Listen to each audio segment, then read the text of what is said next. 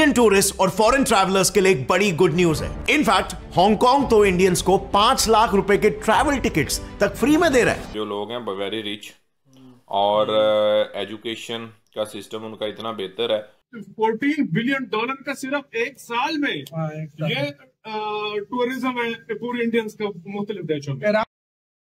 नमस्कार दोस्तों, logic grade channel के एक और वीडियो में आप सभी का स्वागत है। तो दोस्तों, जो आज की वीडियो होने वाली है वो है भाई कि 58 कंट्रीज ने भारत के लिए वीज़ा फ्री कर रखा है। तो इसके पीछे रीज़न क्या है और अभी भाई इतनी ये कंट्रीज़ मेहरबान क्यों हो रही हैं इंडिया पे, तो ये सब हम इस वीडियो में देखने वाले हैं। और ये गौरव ठाकुर का वीडियो है, जिनका ओरिजिनल वीडियो का लिंक आपको डिस्क्रिप्शन में मिल जाएगा। तो भाई इस पर जो बाकी जो रिएक्शंस वाले हैं भाई, उनका क्या एक्सप्रेशन है और उनका क्या कहना है भाई। उनका तो रोना धोना यही रहता है हमेशा कि भाई इंडिया को ऐसा हो रहा है वैसा हो रहा है, हमें नहीं मिलता। तो चलिए वीडियो देखते हैं, वीडियो में मज़ा बहुत आएगा भाई। तो स्टार्ट करते हैं वीडियो। और वीडियो स्टार्ट करने से पहले भाई आप लोगों से रिक्वेस्ट है कि भाई चैनल को सब्सक्राइब नहीं किया तो कर लेना, साथ में बेल आइकन प्रेस कर देना ताकि मेरी वीडियोज़ आप लोगों को मिलती रहे। तो करते हैं वीडियो स्टार्ट और मिलते हैं वीडियो के एंड में। इंडियन टूरिस्ट और फॉरेन ट्रैवलर्स के लिए एक बड़ी गुड न्यूज है। 14 दिसंबर 2023 को ईरान ने इंडियंस के लिए वीजा फ्री एंट्री अनाउंस कर दी। मतलब अब से आपका जब मन चाहे तब उठ के ईरान जा सकते हो। इस्लामिक देश ईरान ने भारतीयों को दिया बड़ा तोहफा, अब बिना वीजा के घूम सकेंगे विदेश। इनफैक्ट हांगकांग तो इंडियंस को 5 लाख रुपए के ट्रैवल टिकट्स तक फ्री में दे रहा है। मगर just think about it, Iran, ये वही ईरान है जिसने 43 इयर्स पहले इंडिया को डिस्ट्रॉय करने के लिए पाकिस्तान को फाइटर जेट्स प्रोवाइड किए थे। ये वही ईरान है जिसके पाकिस्तान के साथ इतने गहरे रिश्ते हैं कि ईरानियन प्रेसिडेंट तो पाकिस्तान को भाई बुलाता है। लेकिन आज यही ईरान अचानक से पलट कैसे गया? ईरान अपने भाई पाकिस्तान को लिटरली इग्नोर करके इंडियंस को वीजा फ्री एक्सेस दे रहा है। अचानक से इंडियन से इतना प्यार आखिर क्यों? वेल, इसके पीछे ना एक बहुत ही इंपॉर्टेंट रीजन है जो हम आगे समझेंगे। बट यू नो, अभी के लिए काफी सारे एक्सपर्ट्स ये मान रहे हैं कि ईरान के ये इंडियन टूरिस्ट को अट्रैक्ट करने की कोशिश बिल्कुल ही बेकार रहने वाली है, क्योंकि ईरान के कई लॉज इतने स्ट्रिक्ट है, इतने कह सकते सिरफिरे कि जब तक वो कायदे कानून फिक्स ना हो आप उनके देश में शायद से ही कदम रखना चाहोगे। और ये आप जल्दी समझोगे मैं ऐसा क्यों कह रहा हूं। And talking about Iran, Iran को इकलौता देश नहीं है जो इंडियन टूरिस्ट को इस कदर अट्रैक्ट करना चाहता है। आज ईरान के अलावा भी अचानक से पूरे दुनिया भर में ही इंडियन टूरिस्ट को अट्रैक्ट करने को लेकर एक वियर्ड सा ट्रेंड शुरू हो चुका है। दुनिया की ऑलमोस्ट हर कंट्री इंडियन टूरिस्ट को अपने देश बुलाना चाहती है, और इसके लिए 58 कंट्रीज ने तो लिटरली अपने वीजा पॉलिसीज को ही चेंज कर दिया। जैसे मैंने बताया था, हांगकांग का केस ले लो, एक स्टेप आगे निकलते हुए इंडियंस को 5 लाख तक के एयरलाइन टिकट्स फ्री दे रहा है, सिर्फ ताकि इंडियंस उनके देश में घूमने जाए। Hard to believe this, right? यहां पे सवाल ये आ रहा है कि आखिर हम इंडियंस ने ऐसा क्या कर दिया भाई कि हमें दुनिया भर के कंट्रीज से इतनी इज्जत मिल रही है, और फिर चाहे वो कंट्रीज एंटी इंडिया स्टैंड रखने वाले ही कंट्रीज क्यों ना हो, except the other ones. Well, let's understand and comprehend. So 14 दिसंबर 2023 को ईरानी गवर्नमेंट ने इंडियंस के लिए वीजा फ्री एंट्री अनाउंस कर दिया, विच मींस अब कोई भी इंडियन बिना किसी वीजा चार्जेस और प्रायर परमिशन के ईरान में जब चाहे तब आ जा सकता है। बट इंटरेस्टिंगली, ईरान को यह आइडिया एकदम से एक्सीडेंटली नहीं आया, बल्कि आज से कुछ साल पहले किए गए एक एक्सपेरिमेंट की वजह से आया। कुछ साल पहले ईरान ने अपने फ्रेंडली कंट्रीज जैसे टर्की, ओमान और चाइना को ट्रायल बेसिस पर वीजा फ्री एक्सेस दिया था। अब इस एक चेन से सिर्फ 8 महीनों के अंदर ही ईरान के टूरिज्म सेक्टर में 48.5% का ग्रोथ हुआ, और इसी राइज की वजह से इस सेक्टर में 14 लाख ईरानियन जॉब्स क्रिएट हो गए। इनफैक्ट, कैन यू इमेजिन, इस एक मूव की वजह से ईरान की इकोनॉमी ने 8 महीनों में भूटान के जीडीपी का ट्रिपल पैसा यानी कि $6.2 बिलियन कमा लिए। इतने प्रॉफिट को देखकर ईरान एक चीज अच्छी तरीके से समझ चुका था, जब सिर्फ कुछ गिने चुने कंट्रीज को एग्जेम्पशन देने से उसकी इकोनॉमी और अनएम्प्लॉयमेंट जैसे प्रॉब्लम्स बड़े ही आसानी से सॉल्व हो रहे हैं, तो क्यों ना इसे अब एक बड़े स्केल पर एग्जीक्यूट किया जाए। और इसीलिए ईरान ने इंडिया को तो वीजा एग्जेम्पशन दिया ही, पर इंडिया के साथ 33 और कंट्रीज को भी वीजा एक्सेम्पशंस दिए। अब यहां पर नोट करने वाली बात तो यह है कि यहां पर मालदीव जैसे छोटे कंट्रीज भी शामिल है, बट पाकिस्तान नहीं है। रीजन काफी सिंपल है, क्योंकि पाकिस्तान से काफी इलीगल इमिग्रेंट्स ईरान जाते हैं और फिर वापस लौट के कभी नहीं आते, और इस समस्या को लेकर दोनों कंट्रीज के बीच में काफी कॉन्फ्लिक्ट्स भी चल रहे हैं। अब ऐसे में उन्हें वीजा फ्री एक्सेस अगर दे दिया तो ईरान में पाकिस्तानी इमिग्रेंट्स रातों रात घुस जाएंगे, जिस वजह से ईरान के लिए यह डिसीजन इकोनॉमिक प्रॉफिट से ज्यादा एक इकोनॉमिक बर्डन साबित हो सकता है। अब इंटरेस्टिंगली ना फ्रेंड्स, अगर आप ईरान के इस वीजा फ्री लिस्ट को ध्यान से देखोगे तो इस लिस्ट में आपको एक पैटर्न दिखेगा। इस लिस्ट में रशिया, वियतनाम, बेलारूस जैसे कंट्रीज शामिल है जो कहीं ना कहीं एंटी वेस्ट या एंटी यूएस स्टैंड्स रखते हैं। सो क्या इसका मतलब कुछ समझे? ईरान एक तीर से दो शिकार करने की कोशिश कर रहा है। पहला निशाना ईरान का है अपने कंट्री को ग्रो करना, वहां की इकोनॉमी को बूस्ट देना, वहां पे एम्प्लॉयमेंट क्रिएट करना।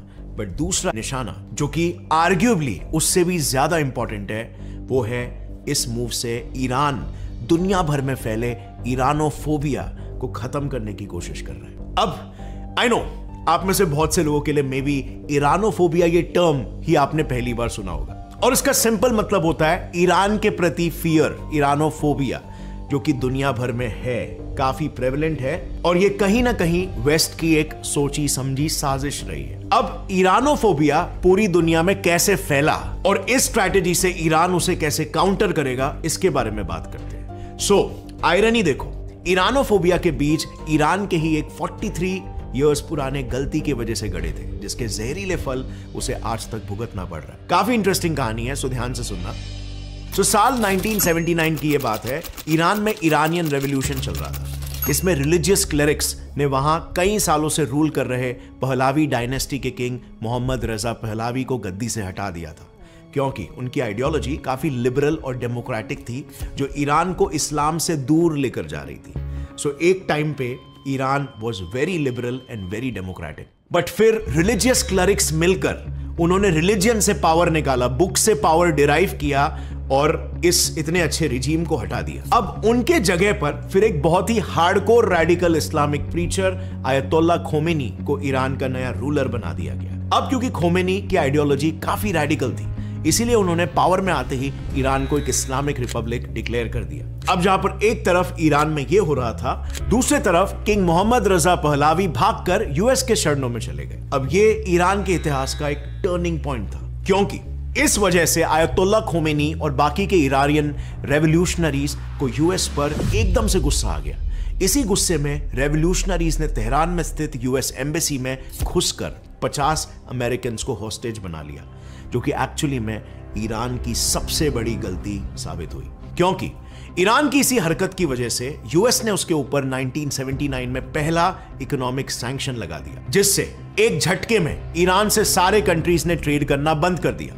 फिर उसके बाद भी यूएस, यूके, यूरोपियन यूनियन और यूनाइटेड नेशंस के कई देश और ऑर्गेनाइजेशंस ने मिलकर ईरान की रेडिकल रिलीजियस एक्टिविटीज और टेररिज्म के लिहाज से उस पर 25 से भी ज्यादा बार सैंक्शंस लगाए, और इन एक्शंस की वजह से सालों सालों तक जियोपॉलिटिकल लेवल पर ईरान की काफी बदनामी भी हुई, और इन्हीं सैंक्शन से उसका इकोनॉमिक ग्रोथ बुरी तरीके से इफेक्ट हुआ। जैसे तैसे करके वो बस अपने ऑयल को ब्लैक मार्केट में बेचकर अपनी इकोनॉमी चला रहे थे। बट फिर 2012 में ईरानियन इकोनॉमी को एक मेजर ब्लो फेस करना पड़ा। यूएस ने ईरान पर न्यूक्लियर बॉम्ब बनाने की कोशिश करने के लिए काफी स्ट्रॉन्ग सैंक्शंस लगा दिए, जिसके कारण ईरान एक बार फिर से झटके में दुनिया भर के इकोनॉमी से पूरी तरह से कट ऑफ हो गया। एज अ रिजल्ट रातों रात दुनिया भर में मौजूद ईरान के सारे एसेट्स और फॉरेन बैंक्स में पड़े फंड्स सीज हो गए, और उसका major income source oil export पर भी बैन लग गया। अब इस बैन का असर आप इस वर्ल्ड बैंक की रिपोर्ट में भी साफ साफ देख सकते हो। ईरान की इकोनॉमी 2012 तक सैंक्शंस के पहले $600 बिलियन की थी, पर इसके बाद उसकी इकोनॉमी आज तक कंटिन्यूअसली गिरते ही जा रही है, और आज के तारीख में तो पहले के तुलना में 2 गुना गिर चुकी है, जो पैटर्न आपको मोस्टली किसी भी देश में देखने नहीं मिलेगा। अब इन सैंक्शंस की वजह से ईरान की इकोनॉमी को बड़ा झटका तो लगा ही था, बट उससे भी ज्यादा इंपैक्ट से जिस चीज ने ईरान को हिट किया तो वो थी दुनिया भर में खराब हुई उसकी रेप्यूटेशन। 2012 के बाद ईरान को हर न्यूज ऐसे ही दुनिया का सबसे करप्ट, वर्स्ट गवर्नेंस और स्टेट स्पॉन्सर्ड टेररिज्म वाली एक कंट्री पोर्ट्रे करते आ रहा है। बेसिकली आज दुनिया में ईरान की एक अथॉरिटेरियन और करप्ट देश वाली इमेज बनी हुई है, जिसकी वजह से हर देश ईरान से एक हाथ का डिस्टेंस रखना चाहता है, और इसीलिए इसी डिस्ट्रॉय हुई इमेज को, ईरानोफोबिया को काउंटर करने के लिए ईरान ने बड़े टैक्टफुली एक तीर से 2 निशाना लगाने की कोशिश की है। और ऐसा खुद ईरान के deputy tourism minister Ali Asghar Shalbafian ने कहा है। उन्होंने कहा कि ईरानोफोबिया को काउंटर करने के लिए टूरिज्म एक अच्छा रास्ता है। अपने इस मिशन को पूरा करने के लिए ईरानियन गवर्नमेंट ने 103 करोड़ का एक डेडिकेटेड फंड भी अलॉट किया है और गवर्नमेंट ने अपने डिप्लोमैट से टूरिज्म को प्रमोट करने के बकायदा ऑर्डर्स दे दिए। बट यू नो व्हाट, मेरे हिसाब से ईरान अपने देश में टूरिज्म प्रमोट करके अपना टाइम ही वेस्ट कर रहा है। असल में ये सारी चीजें kind of like bells and whistles है। इनसे कुछ खास फायदा नहीं होगा अगर फंडामेंटल लेवल पर जो प्रॉब्लम है उसे फिक्स नहीं किया जाए। सो बात कुछ ऐसी है ना, उनकी एक टूरिज्म पॉलिसी है जो उनके पूरे मेहनत को पानी में डुबा रही। अब देखो, टूरिज्म एक ऐसा सेक्टर है जहां लोग कंट्री को फ्रीली एक्सप्लोर करने के लिए आते हैं, मगर ईरान में बिल्कुल इसका उल्टा है। वहां पर टूरिस्ट पर ऐसे ऐसे रेस्ट्रिक्शंस है जो दुनिया में शायद ही किसी देश में देखने को मिलेगा। जैसे ईरान में लड़का और लड़की पब्लिकली हैंड इन हैंड साथ में ट्रैवल नहीं कर सकते। उनके पब्लिक ट्रांसपोर्टेशन सिस्टम्स जैसे कि बस, ट्रेन में लिटरली जेंडर सेग्रीगेशन फॉलो किया जाता है। बेसिकली वहां पर मेल्स और फीमेल्स को कंपल्सरीली सेपरेट कंपार्टमेंट्स में ट्रैवल करना पड़ता है। और इससे भी बड़ी बंदिश है कि वहां पर हर टूरिस्ट को ईरानियन ड्रेस कोड को फॉलो करना पड़ता है और इस ड्रेस कोड के मुताबिक फीमेल्स को हिजाब और लूज कपड़े पहनना है जो पूरे बॉडी को कवर करे और मेल्स को कंपल्सरीली फुल स्लीव्स और फुल पैंट्स पहनना है। अब इस सब के बाद भी एक और एक प्रॉब्लम है। अगर टूरिस्ट गलती से रमजान के महीने में वहां पर गए तो लिटरली उन्हें भूखा ही रहना पड़ेगा, क्योंकि वहां के शरिया कायदे के हिसाब से ईरान में रमजान के टाइम पर पब्लिकली फूड सेलिंग पर ही बैन है और खाना खरीदना तो दूर, पब्लिक प्लेस में अगर कोई टूरिस्ट खाना खाते हुए दिख भी गया तो शरिया कानून के हिसाब से उसे सीधा जेल हो सकती है। But wait, it doesn't stop over here, there is more. अगला बड़ा problem, no debit card, credit cards allowed. Yes, क्योंकि ईरान में वीजा और मास्टर कार्ड जैसे पेमेंट कंपनीज बैंड है। सो इतने सारे रिस्ट्रिक्शन के बाद ईरान में कौन सा ही टूरिस्ट जाना चाहेगा? और इसीलिए कई एक्सपर्ट्स का मानना है कि इन स्ट्रिक्ट पब्लिक पॉलिसीज की वजह से ईरान का टूरिस्ट अट्रैक्ट करने वाला सपना सिर्फ एक सपना ही रह जाने वाला है। एंड मोस्ट इंपॉर्टेंटली ईरान के लिए सबसे बड़ा सेटबैक यही होगा कि वो इंडियन टूरिस्ट, जिन्हें इस समय किंग ऑफ टूरिज्म कहा जा रहा है, उन्हें ही सबसे पहले खोएंगे। आज इंडियन टूरिस्ट दुनिया के लिए इतने इंपॉर्टेंट हो चुके हैं कि यूएई ने इंडियंस को अट्रैक्ट करने के लिए वीजा ऑन अराइवल यानी कि यूएई पहुंचने के बाद वीजा निकालने की फैसिलिटी अवेल करवा दी है, जबकि आमतौर पर बाकी देशों के सिटीजंस को एंट्री के पहले वीजा लेना पड़ता है। अब इंडियंस का यूएई टूरिज्म के लिए इंपॉर्टेंस को आप इससे समझ सकते हैं कि खुद उनके टूरिज्म डिपार्टमेंट के हेड ने यह कह दिया है कि इंडिया दुबई के लिए नंबर 1 टूरिज्म मार्केट है। और ये सब एग्जांपल्स तो आप छोड़ो, क्या आप ये बिलीव करोगे कि इंडियन टूरिस्ट ने तो कई देशों की इकोनॉमी को कोलैप्स होने से तक बचा दिया है? जैसे for example Maldives, Indians saved Maldives. ये शब्द है मालदीव्स के टॉप हॉस्पिटैलिटी और होटल चेन मर्क्योर के टाइकॉन मोहम्मद आली जी का। उन्होंने बताया कि कोविड पैंडेमिक के दौरान इंडियन टूरिस्ट ने ही टूरिज्म पर डिपेंडेंट मालदीव्स के इकोनॉमी को डूबने से बचाया था। बेसिकली मालदीव्स के टूरिज्म सेक्टर में उनका 40% पॉपुलेशन काम करता है, यानी कि ऑलमोस्ट देश की आधी एम्प्लॉयमेंट इसी सेक्टर पर डिपेंडेंट है। और ऑफिशियल रिकॉर्ड्स बताते हैं कि मालदीव्स के जीडीपी का 28% डायरेक्टली इंडियन टूरिस्ट से ही आता है, प्लस उनका 60% फॉरेन एक्सचेंज रिजर्व भी इसी सेक्टर से आता है। सो अब आप समझ रहे हो इंडियन टूरिज्म की क्या वैल्यू है दुनिया भर में। और हो भी क्यों ना यार, इंडियंस की आबादी कितनी है और इंडिया ग्रो और डेवलप भी कर रहा है और इंडियंस का स्टैंडर्ड ऑफ लिविंग भी बढ़ रहा है। ये सारे के सारे अपवर्ड ट्रेंड्स दूसरे देशों को समझ में आ रहे हैं और इसी वजह से वो इंडियंस को अपने मार्केट में अट्रैक्ट करना चाहते हैं। इंडियंस के इसी इंपॉर्टेंस को देखते हुए आज कई देश इंडियन टूरिस्ट को कुछ ऐसे ऑफर्स दे रहे हैं। जैसे जॉर्डन ने इंडियंस के लिए ऑफर रखा है कि अगर इंडियंस जॉर्डन में डेस्टिनेशन वेडिंग करवाते हैं तो कपल्स के लिए 7 नाइट्स का हनीमून फ्री।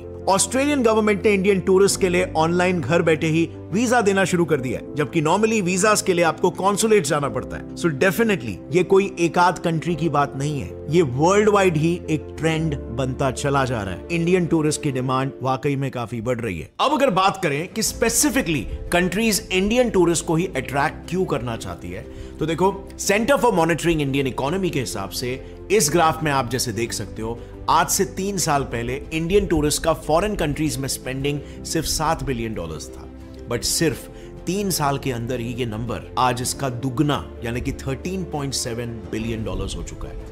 हिंदुस्तान टाइम्स के डेटा के हिसाब से तो इंडियन टूरिस्ट दुनिया में हाईएस्ट स्पेंडर्स में से एक है। इनफैक्ट इंडियंस के स्पेंडिंग राइज का इंपैक्ट आप इससे समझ सकते हो कि द हिंदू में पब्लिश रिपोर्ट के हिसाब से पिछले साल मलेशिया में 10.7 मिलियन इंडियंस उनके यहां पर गए थे, जिससे उनकी इकोनॉमी को वुपिंग $28 बिलियन का प्रॉफिट हुआ। इस प्रॉफिट को देखकर मलेशियन गवर्नमेंट ने इस साल इंडियंस के लिए वीजा फ्री पॉलिसी इंट्रोड्यूस कर दिया। बिल्कुल उसी तरह थाईलैंड ने भी अपने टूरिज्म सेक्टर में 30% ग्रोथ देखकर इंडियंस के लिए वीजा एग्जेम्पशन इंट्रोड्यूस कर दिया। इनफैक्ट अब तक 58 कंट्रीज ने इंडियंस के लिए वीजा पॉलिसी में चेंजेस किए हैं, जस्ट सो दैट वो हमें उनके देश में एज टूरिस्ट अट्रैक्ट कर सके। And now friends, I don't know what you think about this, but मेरे हिसाब से ये इंडियंस की एक्चुअली में बहुत ही इंपॉर्टेंट सॉफ्ट पावर है, और हमारी गवर्नमेंट इसे देश की और देशवासियों की भलाई के लिए कैसे यूटिलाइज करती है, कैसे लेवरेज करती है,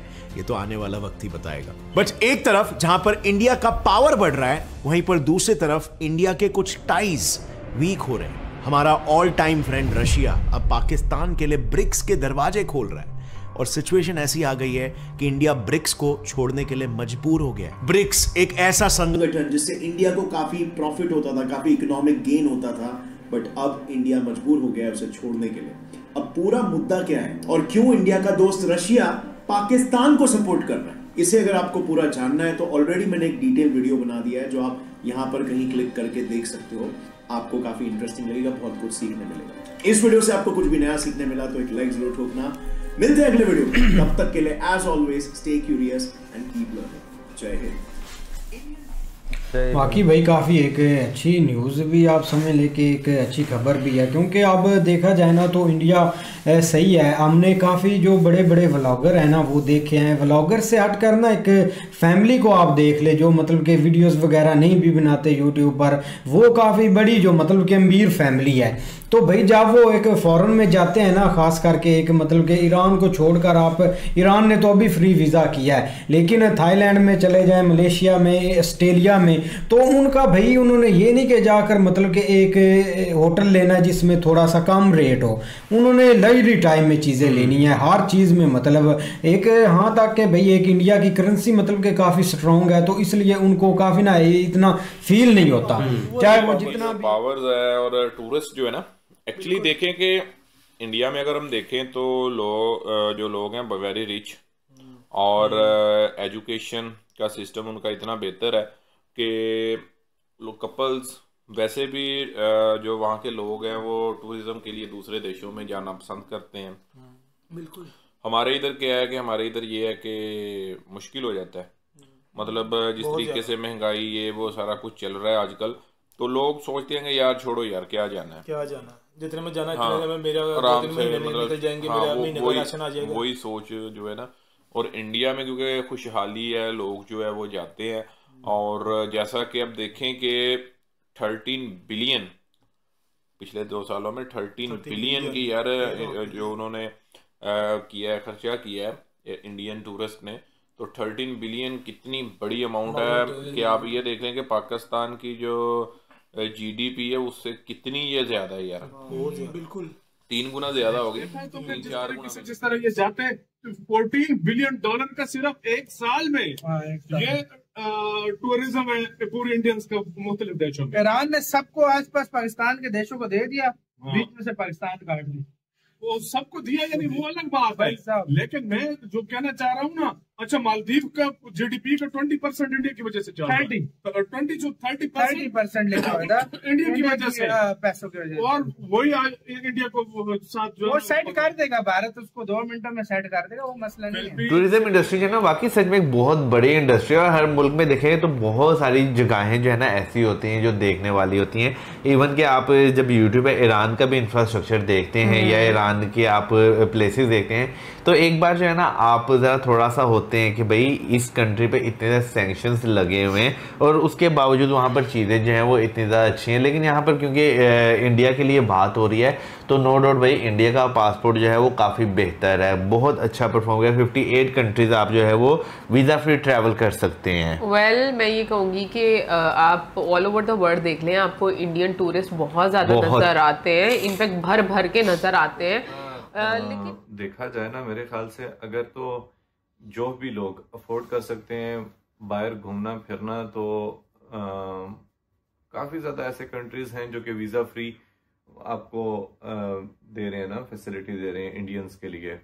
58 कंट्रीज़ हैं, जिसमें मैं कहूँ कि बहुत सारे ऐसे हैं जो कि वैसे ही मशहूर हैं अपने टूरिज्म के लिए, जैसे मालदीव्स हो गया, मालदीव्स है, दुबई, हाँ जी, दुबई, यूएई का बोला उन्होंने, फिर हांगकांग है, थाईलैंड है, काफी ज्यादा कंट्रीज तो हैं। इंडिया के अंदर भी टूरिज्म बहुत ज्यादा है। मतलब अगर इंडिया के कोई नॉर्थ स्टेट में रहते हैं तो वो साउथ में जा सकते हैं, साउथ वाले नॉर्थ में जा सकते हैं।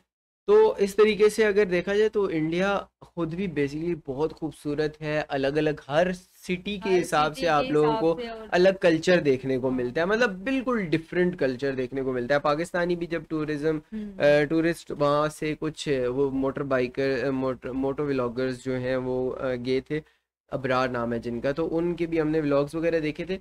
तो वो भी उनकी भी यही बात थी कि इंडिया मतलब उन्होंने बहुत ज़्यादा कंट्रीज घूमे, तो उनकी भी यही बात थी कि हम लोग जब मुझे पूरी दुनिया में सबसे ज़्यादा घूमने का मज़ा इंडिया में आया, क्योंकि 58 कंट्रीज ने इंडियन को फ्री वीजा दिया हुआ है। सबसे पहले तो यही बहुत बड़ा नाम। आप अभी इस वीडियो को देख के इतना खुश हो रहे हैं, मुझे मैं तो चौंक जाऊं।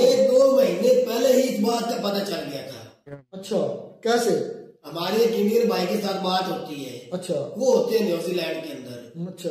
हमें उसने बता दिया तो उसकी बड़ी गहरी नजर है अपने मुल्क के ऊपर। हमारी उसके साथ बहुत ज्यादा बहस होती है। मैं अक्सर इमरान खान की बात करता हूँ। मुझे इसके ऊपर उम्मीदें हैं कि हमारे मुल्क को वो लीड कर सकते हैं, आवाम उसका साथ देगी और इंशाल्लाह एक दिन आएगा पाकिस्तान में तरक्की करेगा। उसकी हमारे साथ डिबेट बहुत होती है। अच्छा। उसने ये बातें पहले में बताई थी। अच्छा। आप देख लेना, आपके पासपोर्ट की कहीं भी वैल्यू नहीं, हमारे पासपोर्ट की वैल्यू देखनी हो 2023 में। तो गाइस ये थी आज की वीडियो। और भाई वीडियो में जैसा कि टाइटल में दिया हुआ था कि 58 कंट्रीज ने वीजा फ्री करा, तो सारे का नाम तो इन्होंने नहीं बताया, कुछ ही कंट्री का बताया है। मेरे को ये था कि भाई 58 कंट्रीज का बताएंगे कि कौन कौन सी कंट्रीज है जहाँ पे इंडिया को वीजा फ्री मिलता है, और उनकी थोड़ी डिटेल भी मिलेगी। लेकिन गौरव ठाकुर ने जो इस वीडियो में बताया है वो ईरान की एक हिस्ट्री बताई है, ज़्यादातर उसी में मतलब वीडियो में घूम रहे थे। तो खैर स्टोरी भी अच्छी है। ईरान में जो लॉ वगैरह हैं तो वहाँ पे भाई टूरिस्ट वगैरह को बड़ा सोच के जाना पड़ेगा। और भाई टूरिस्ट का मतलब क्या है कि अगर इतनी पाबंदी में किसी देश में अगर टूरिज्म के लिए जा रहे हैं और वहाँ पे इतनी सारी पाबंदी है, तो वो भी टूरिस्ट किस बात का रह गया? वो तो फिर एक तरह से हो गया कि आपकी कंट्री में जा रहा है सिर्फ आपका रूल फॉलो करने के लिए। और टूरिस्ट का काम क्या है भाई, वो अगर वो कहीं जाते हैं तो उस कंट्री को एक्सप्लोर करते हैं, पूरा उनको फ्रीडम होना चाहिए पूरा, कि वो कहाँ घूम रहे हैं, कहाँ जैसे मर्जी। भाई वो सबका अपना रहने का और घूमने का तरीका होता है, तो भाई उनके ऊपर कौन सी पाबंदी? ठीक है, अगर वो क्राइम वगैरह के रूल हैं वो अलग है, लेकिन भाई अब कोई बाहर का बंदा आता है उस पर पाबंदी लगाते हो कि जैसे रमज़ान में आपको खाना दिन में कहीं मिलेगा ही नहीं, यानी कि वो अपने हिसाब से टूरिस्ट को रखना चाहते हैं। तो ऐसा भाई बहुत कम टूरिस्ट होंगे जो जाके ऐसा करना चाहेंगे। तो रह गई इंडिया की बात की भाई ईरान ने किया है, तो ईरान की मजबूरी है वो करना, क्योंकि उस पर सैंक्शन लगा है इतना सारा। और इंडिया की भी थोड़ी उसके साथ मतलब कि ये लगा लो कि वो कौन सा पोर्ट लिया, चाबहार पोर्ट कौन सा है वो, तो वो भी ईरान में है। तो इंडिया को भी थोड़ी ज़रूरत है उसकी, और वो उसको इंडिया की इससे ज़्यादा ज़रूरत है। तो भाई बिना ज़रूरत के आजकल तो कोई कुछ करता नहीं है। आई होप तो भाई आपको वीडियो इन्फॉर्मेशन जो है वो अच्छी लगी होगी, और ये सब नॉलेज होना चाहिए, सबको होना चाहिए भाई, क्योंकि ऐसी नॉलेज होती है तो बंदे को कहीं आना जाना या कोई पूछ ही रहा हो तो उसको बंदा बता सकता है। बाकी गौरव ठाकुर भाई एक्सप्लेन अच्छा करते हैं, आप लोगों को पता है। तो वीडियो अगर अच्छी लगी होगी तो भाई इसको लाइक और शेयर करना मत भूलना, साथ में चैनल को सब्सक्राइब नहीं किया तो कर लेना। तो मिलते हैं भाई नेक्स्ट वीडियो में, तब तक के लिए नमस्कार, जय हिंद।